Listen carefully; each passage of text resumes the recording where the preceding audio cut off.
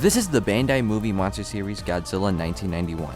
This version of Godzilla first appeared in the 1991 movie Godzilla vs. King Ghidorah, where a bunch of timey shenanigan stuff, Mecha Ghidorah, you know, a movie that's kind of all over the place. Bandai would make multiple Heisei Godzillas and multiple reissues of the same Heisei Godzillas, but in 2022, Bandai would make a new mold with this suit, and would reissue it this year with minor differences. And I'm just going to say this to get it out of the way, this is one of their best figures that they've released ever for the movie monster series line. So let's just jump right into the review, starting off with detail and paint.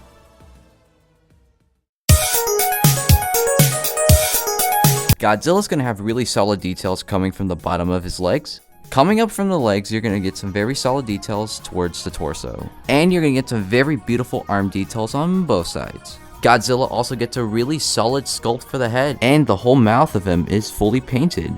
Like, usually Bandai just paints the tongues of some of these Godzilla figures, but they actually painted the entire inside. So that's a very big win. And those eyes, like, super orange. Godzilla here is going to have some phenomenal paint going to the end of his tail, and is very good on its details. Like, come on, it's 1991. And for the bottom of his tail, you're going to see some beautiful details. Yeah, this guy's very dusty, but the detail's still there, and it still shows how incredible it is. Yeah, this is one of Bandai's most detailed figures that they released on this line, and I'm all for it, because, like, I love me some detail. So, how does articulation hold up? Well, let's find out.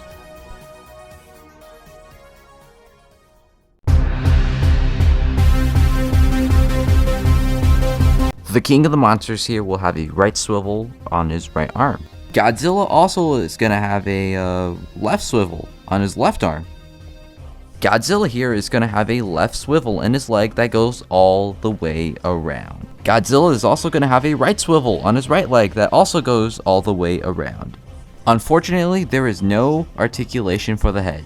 And unfortunately, the tail is a victim to no articulation. Even though I would like articulation in the head, I'm perfectly okay with what we got.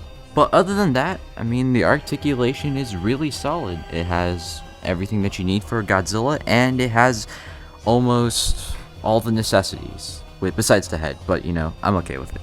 With articulation aside, does Godzilla scale well with your other Bandai vinyls?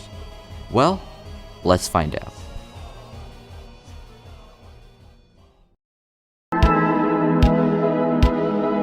Here is Godzilla next to the original 1998 Bandai Ghidorah, and as you can see, it's not really up to scale. I can forgive the scaling between these two, as Ghidorah was released in a different line of figures like 20-30 years ago. But the movie monster series Biollante is ridiculously out of scale for this Godzilla. But hey, I mean, Bandai is always inconsistent with their scaling, but you know, if that's a problem with you, it's, well, there. Here he is next to the 2021 Bandai movie monster series Jet Jaguar, and wow, they look incredible together. Here is Godzilla next to the 2021 movie monster series Kong. Here he is next to the 2017 movie monster series Mothra. And of course, how can I forget Doug? So overall, I hope this gives you a better understanding of Godzilla scaling with your other figures. You are usually going to find this Godzilla figure for around 25 to 35 USD.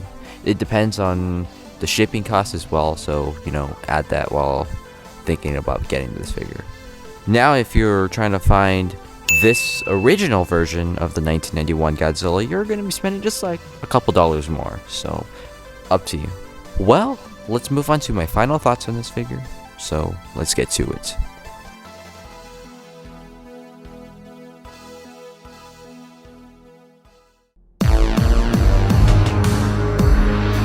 So overall, I do think this is one of Bandai's best movie monster series released since the revival of their, you know, vinyl figures.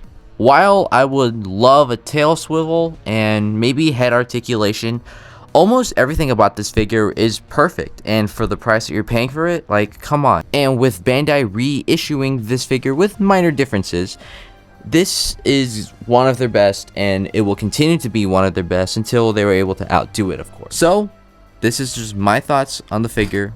What did you guys think? But anyways, I'm going to have to end the video off here for the day. Thank you everyone so much for watching the video, and I will catch you guys in the next one, where I will review the 2004 movie monster series Zilla. So, thank you guys for watching. Please like, hit the subscribe button before you leave, and yeah, I'll see you guys later.